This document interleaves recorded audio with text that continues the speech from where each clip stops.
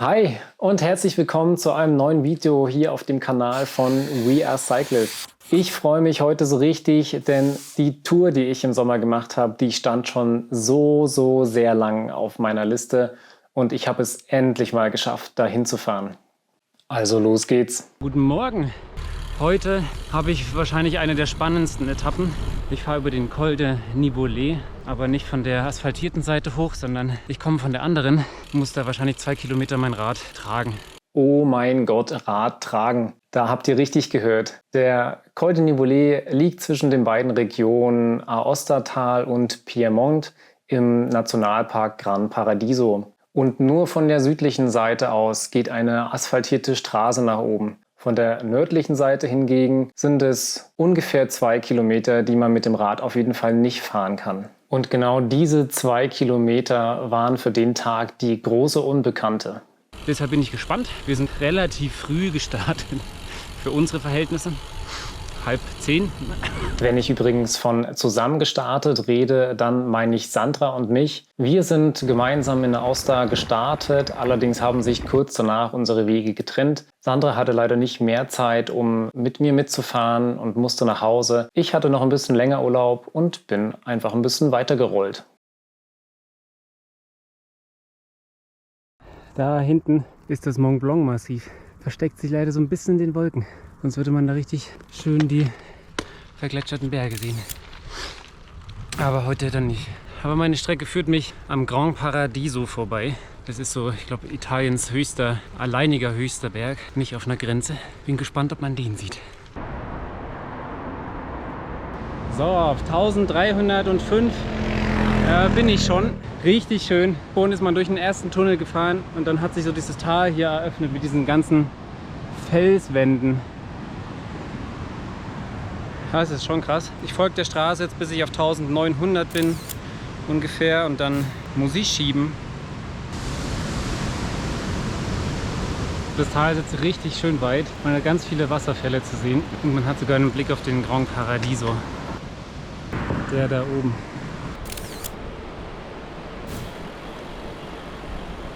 Und dann war ich auch schon am Ende der Asphaltstraße in Le Pont auf 1900 Meter ungefähr. Dort habe ich eine Kleinigkeit zum Mittag gegessen, habe mein Wasser aufgefüllt, denn danach ging es für mich schon in die Hike-Bike-Section. Wie findet ihr es eigentlich, dass ich Fotos ins Video eingebaut habe? Gut oder eher nicht so gut? Schreibt es mir gerne in die Kommentare. Ich bin jetzt in der Hike-Bike-Passage und jetzt habe ich so, ich glaube 1,8 Kilometer Schieben vor mir.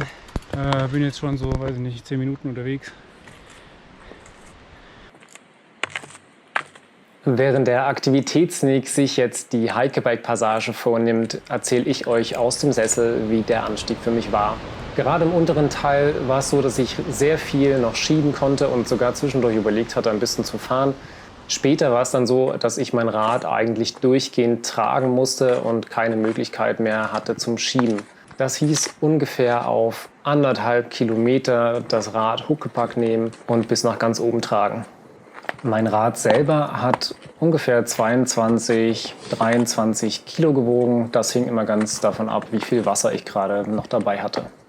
Das hat soweit auch super funktioniert. Es gab jetzt keine Situation, die kritisch war, die zu steil war. Man konnte alles gut gehen. Ein bisschen Probleme gab es immer, wenn Gegenverkehr von oben kam. Da musste ich dann zur Seite gehen und ein bisschen Platz machen, weil ich natürlich sehr breit gebaut war mit dem Rad auf meinen Schultern. Alle, die mir entgegenkamen, fanden das aber richtig cool und wollten eigentlich auch immer ein Gespräch anfangen. Allerdings habe ich das immer versucht kurz zu halten, denn ich hatte ja noch ein bisschen was vor mir.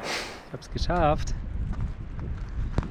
Die Hike-Bike-Passage ist mehr oder weniger hinter mir.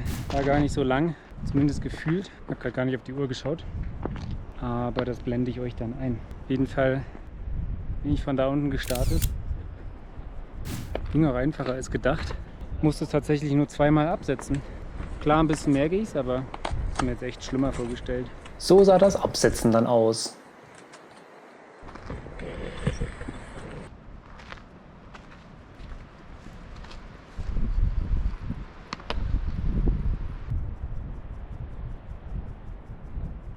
Nice.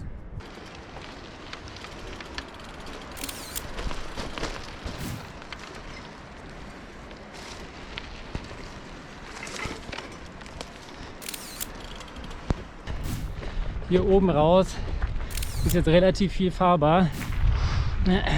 Manchmal ein bisschen steinig, aber da kann man sich so durchwursteln. Ich glaube, ganz zum Schluss kommt dann gleich noch mal ein bisschen was zum Schieben, aber ich habe es gleich geschafft. Aber davon sollte es regnen. Habe ab und zu schon mal ein paar Tropfen abbekommen. Sieht zumindest bedrohlich aus. Oben angekommen war es dann gar nicht mehr so bedrohlich. Also ja, es war kalt und ich habe mir meine Regenjacke angezogen, weil es ein bisschen genieselt hat. Aber die Wolken sahen eindeutig schlimmer aus, als es dann war. Aber wie genial war das denn bitte? Ich hatte es geschafft. Ich war oben auf 2625 Meter und hatte mir einen Traum erfüllt. Denn dieser Ausblick war wirklich genial. Kurz hinter der Kuppe habe ich dann einen richtig schönen Platz gefunden, um Fotos und ein paar Videos zu machen.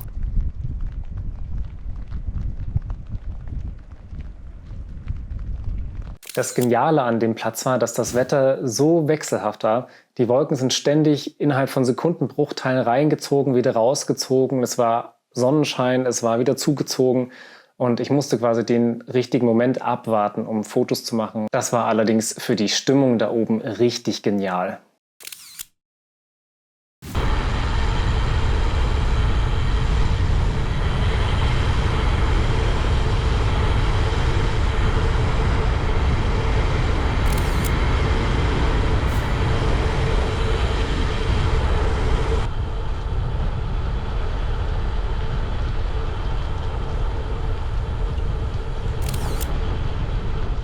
Leider hat mir das Wetter in der Abfahrt dann richtig einen Strich durch die Rechnung gemacht. Es hat in Strömen geregnet, es war richtig kalt, ich war echt so durchgefroren und habe dann aus dem Grund einfach viel zu wenig gefilmt. Weiter unten im Tal kam dann die Sonne raus und hat mich wieder ein bisschen aufgewärmt.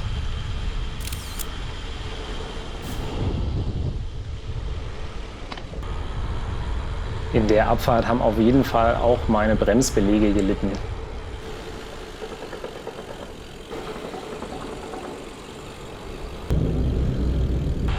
Ich befinde mich jetzt vor den Bergen schon wieder, also aus den Alpen rausgefahren. Das ging die ganze Zeit bergab. Dieses Tal war super krass, weil da so riesige Felsbrocken rumlagen, die irgendwann mal irgendein Gletscher dahin gebracht hat. Rollte dann nach diesen Steinen die ganze Zeit so mit 45, 50 bergab. Das war perfekt, weil mich die ganze Zeit die Regenwand, die ihr hinter mir seht, verfolgt hat. Ein bisschen bin ich immer nass geworden, dann war es wieder trocken. Jetzt habe ich, glaube ich, noch 25 Kilometer zu meinem Tagesziel. Das Tagesziel heißt Lanzo Torinese. Das ist für mich der Start zu Turin-Nizza. Genau, jetzt muss ich mal kurz auf die Karte gucken, weil da war gerade ein Abzweig, den es nicht gab. Super. Jetzt bin ich wieder auf dem richtigen Weg. Ich fahre jetzt Straße. Ist mir eh lieber, weil es ist schon recht spät. 18:30 Uhr. Ich muss mal schauen, ob ich da Platz auf dem Campingplatz finde. Was zu essen wäre auch noch cool. Eine Dusche kann man machen. Ich hoffe nur, dass heute Nacht nicht wieder regnet. Ich hätte mal Bock auf eine trockene Nacht. Aber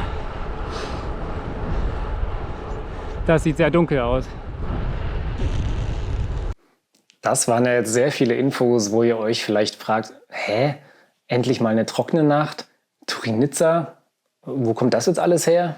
Ich war natürlich nicht nur am Col de Nivoli. Zuvor waren Sandra und ich mit ein paar Freunden von München nach Mailand unterwegs und nach meinem Col de Nivoli-Abenteuer bin ich auf die, ja wer hätte das jetzt gedacht, Turin-Nizza-Strecke gestartet.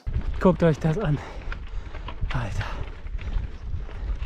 Von all den ganzen Abenteuern gibt es bei uns auf dem Kanal dann jeweils auch ein paar Videos. Da wird dann zum Beispiel auch aufgelöst, ob meine nächste Nacht trocken war oder vielleicht auch nicht so trocken war und warum ich am Abend an meinem Fahrrad dann noch das hier veranstaltet habe.